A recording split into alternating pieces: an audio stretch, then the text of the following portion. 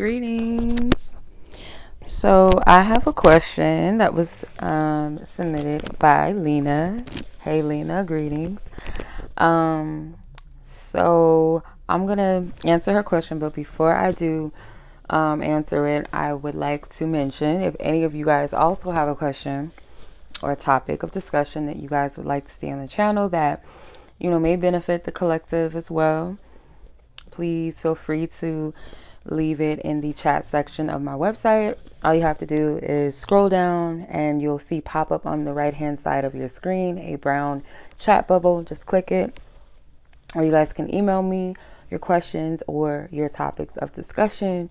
If you wish to remain anonymous, let me know. And yeah, so let's go ahead and hop into it.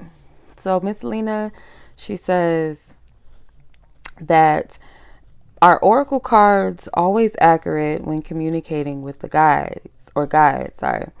If we bless our space and ask God for protection during communicating with our guides, is it normal to get conflicting/confusing messages that changes through the oracle cards?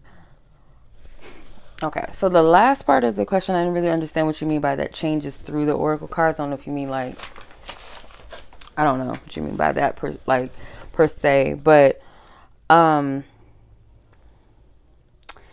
answer your question, when it comes to like when you do readings, like first off, people might say like, okay, how you gonna be calling on God but you reading oracle cards and tarot and stuff like that, right?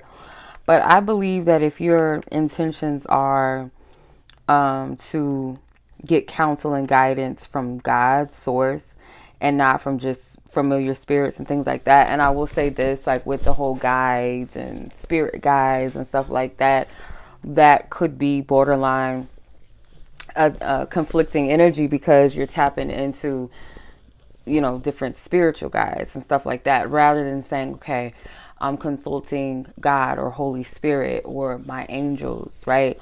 But we don't pray to angels. We don't worship angels.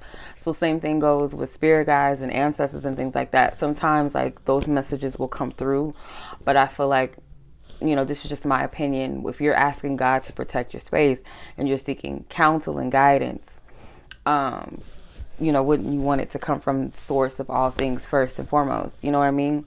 So that could be the source of why maybe the messages are a little bit conflicting. I always tell people, if you're tapping into like a spiritual team, like make sure that you're tapping into the spiritual team that is divinely, instructed or called to assist you, not just any guides or just any spirit, because not every familiar spirit, not every ancestor and things like that have your best intentions, nor maybe on a divine level to even, assist you. So just gotta be discerning. So number one, you want to make sure that your mind is clear as well when you're reading.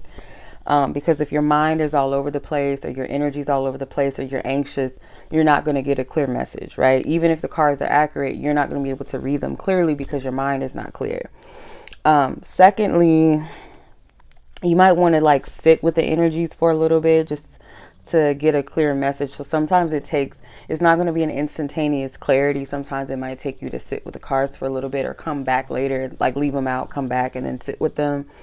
Another thing too, some readers do this, I do this, clarify the cards, clarify your cards just to get further clarity. Maybe use a different deck to clarify the cards that already are laid out until you feel like you got the clarity.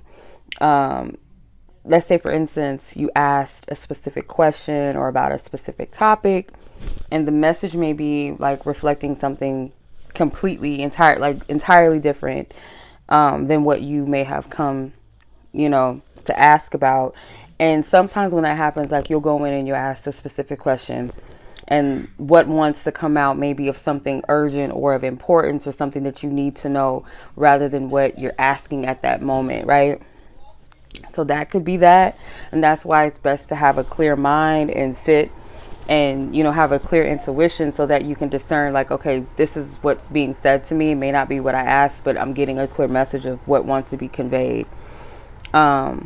or you may be encouraged to seek guidance outside of the cards. So like you might be trying to pull cards, and sometimes like your guidance is not going to come out of the cards at that time. It might be something that you come to outside of that, whether it's like, let's say for instance, a dream, or let's say you talk on the phone with your friend and your friend may say something that you needed to hear. You know, it might come from a different source, right?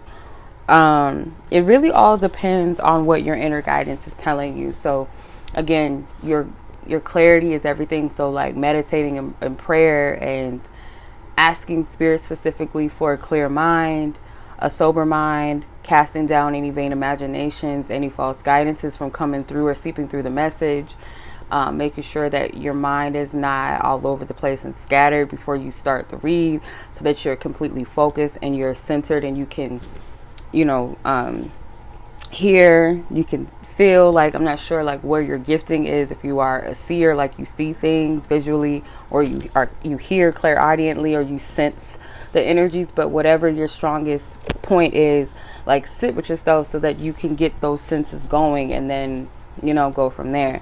But I hope this has helped someone. Everybody's points and methods, you know, are different, but I would definitely say when you talk about guides and things like that, you got to be specific, and, you know, be mindful that not every guide or every spirit has your best intentions. Even though you might say, okay, I want to contact my ancestors, like not all of your ancestors are good. You know what I mean? So yeah, that's pretty much it. I hope that was helpful to you, Lena, and then anyone else that may have needed that message. Much love to you guys as always. Be blessed, be safe, take care, peace.